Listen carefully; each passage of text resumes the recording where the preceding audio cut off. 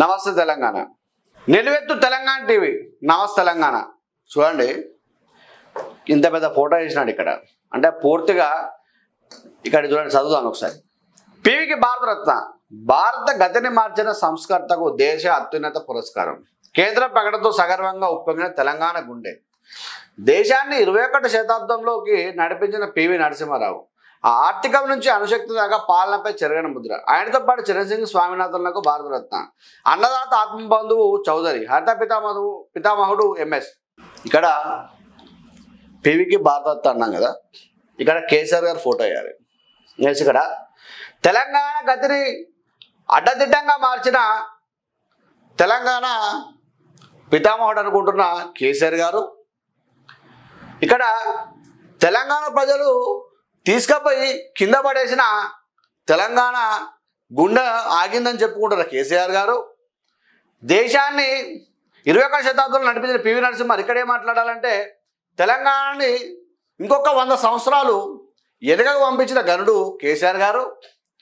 ఆర్థికం నుంచి అణుశక్తి దాకా ఇక్కడ అంటే మిగులు బడ్జెట్ని కాస్త పూర్తిగా లోటు బడ్జెట్గా మార్చిన ఘనత కేసీఆర్ గారు. ఆయనతో పాటు హరీష్ రావు గారు, కేటీఆర్ గారు, కవిత గారు అని ఇక్కడ పేరుతో పాటు ఇక్కడ ఫోటో రావాలి ఇందులో.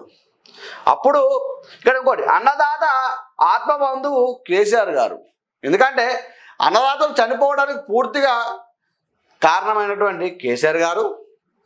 ఇక్కడ రాయాలి, ఇక్కడ ఏమనంటే బొట్టు ఖర్చు పెట్టి తెలంగాణ కట్టిన కేసీఆర్ గారు. పూర్తిగా తెలంగాణని అంటే ప్రతి రంగాన్ని విచ్ఛిన్నం చేసిన ఘనత కేసీఆర్ గారికి దక్కుతుంది. ప్రతిదీ కూడా అంటే ఉద్యోగులకు నిరుద్యోగులకు నోట్ల మట్టి కొట్టిన ఘనత కేసీఆర్ గారు. దేశం గర్వించదగ్గ పనులు చేస్తా అని చెప్పి తెలంగాణలో కూడా ఫామ్ హౌస్లో తన స్వలాభం చూసుకుంటూ పండుకున్న ఘనత కేసీఆర్ గారు. ఇక్కడ ఇంకొకటి, ఇక్కడ పితామహుడు, తాత్విక యోగి, దక్షిణాది తొలి ప్రధాని అన్న కదా. ఇక్కడ దక్షిణాదిన మిగులు బడ్జెట్ని కాస్త లోటు బడ్జెట్గా మార్చి తన 1,00,000 కోట్లు వెనుకేసుకున్నట్టుగా తెలంగాణ ప్రజలు ఏదైతే అభియోగం ఉన్నారో పూర్తిగా దానికి సార్థకత చేకూర్చిన వ్యక్తి కేసీఆర్. దాంతోపాటు హరీష్ రావు గారు, కేటీఆర్ గారు, కవితమ్మకు ఫామ్ హౌజులు, వారితో పనిచేసిన ఐఏఎస్లకు కూడా భారీగా ఆస్తులు కూడబెట్టినారు అని ఇక్కడ గొప్పగా రాయాల్సి ఉన్నది. ఎందుకోసం అంటే కేసీఆర్ పూర్తిగా ఒక చూడండి, ఇక్కడ ఓట్ల కోసం మాత్రమే ఆయన ముందు పడతాడు. ఇప్పుడు ఎంపీ ఎలక్షన్లే కాబట్టి నల్గొండ సభ అంటాడు. ఎంపీ ఎలక్షన్ లేకపోతే సైలెంట్గా గిట్ల పడి ఉంటాడు. రేపు పొద్దున ఏదైతే మొన్న అసెంబ్లీకి ఇచ్చినారో ఆ సీట్లు ఏవైతున్నాయో దాంతో దిమ్మ తిరిగిపోయింది. నెక్స్ట్ ఇప్పుడు ఏదైతే ఎంపీ ఎలక్షన్లలో నాకు తెలిసి 1 2 గెలుస్తుంది. అది కూడా గెలవకపోతే పూర్తిగా పార్టీ అనేది కనుమరుగయ్యే ఛాన్సు కనబడుతూ ఉంది. అయినా కూడా తెలంగాణ రాష్ట్రానికి టీఆర్ఎస్ పార్టీకి సంబంధం ఎప్పుడో తెగిపోయింది.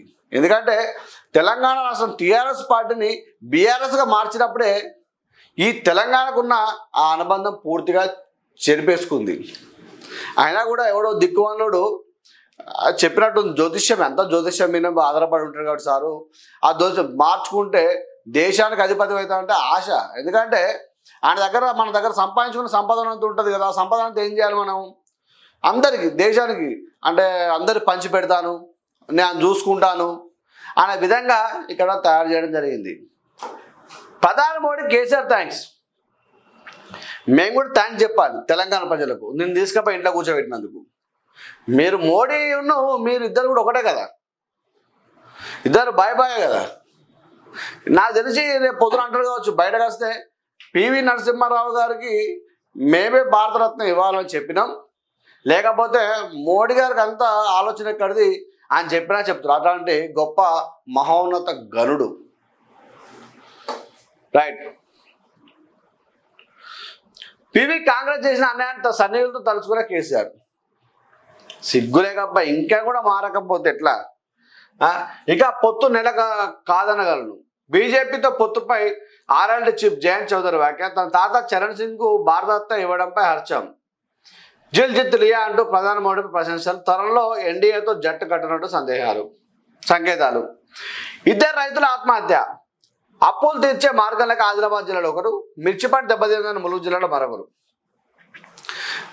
దేశంలోనే ప్రప్రథమంగా ఇక్కడ తెలంగాణ రాష్ట్రం లోపల రైతులు ఆత్మహత్యలు చేసుకోవడం జరిగింది. అన్నదాతలు చాలామంది నిరాశ నిస్పృహలు లోనై చనిపోవడం జరిగింది. మనం కాళేశ్వరం కట్టుకున్న ప్రాజెక్టు కనీసం ఎకరానికి కూడా నీళ్ళు ఇచ్చే సందర్భం వెళ్ళబోలేదు. గొప్పలు చెప్పుకోవడానికి మాత్రమే వీళ్ళు బయట ఉన్నారు, కానీ ఏ రోజు కూడా పేద ప్రజలు అక్కును చేసుకునే సందర్భం ఎక్కడ కూడా లేదు. ఇక్కడ అన్నదాతలు ఇద్దరు రైతులు ఆత్మహత్య చేసుకున్నాను. ఇక్కడ పెద్దగా పేపర్ వేసినావు కదా, నీ హయాంలో రోజు వందలాది మంది చనిపోయినప్పుడు అప్పుడు ఎందుకు వేయలేదు? మరి ఇక్కడ అప్పుడు నిద్రపోయినవా? ఏమన్నా గుడ్డి గాడిద పళ్ళు తోమినవా? గుర్తుపెట్టుకోండి ప్రజలారా, కేవలం విద్వేషాలు రెచ్చగొట్టడానికి, ఉన్నది లేనిగా చూపెట్టడానికి, ఏదో జరుగుతుంది కేసీఆర్ లేకపోతే ఆయన ఉన్నప్పుడు అద్భుతాలు జరిగినాయి, ఆయన లేనప్పుడు ఏదో జరుగుతుందని చెప్పి చూపెట్టడానికి మీరు తయారైనారు తప్ప ఏ ఒక్క రోజు కూడా మీ బాగో కోసం కష్టపడే సందర్భానికి పోలేదు. తెలంగాణ రాష్ట్రం రాకముందు వాళ్ళ ఆస్తులు ఎంత, ఇప్పుడు వాళ్ళు ఉన్న ఆస్తులు ఎంత? పూర్తిగా కేవలం వాళ్ళ స్వలాభం కోసం వాళ్ళు పనిచేస్తూ ఉన్నారు. గుర్తుపెట్టుకోండి ప్రజలారా. రైట్, ఇది ఈరోజు మార్నింగ్ న్యూస్. సిద్ధార్థ్ సార్ కొంచెం వర్క్ ఉండి రావలేకపోయినారు. రేపు మళ్ళీ మార్నింగ్ న్యూస్లో కలుద్దాం. Thank you.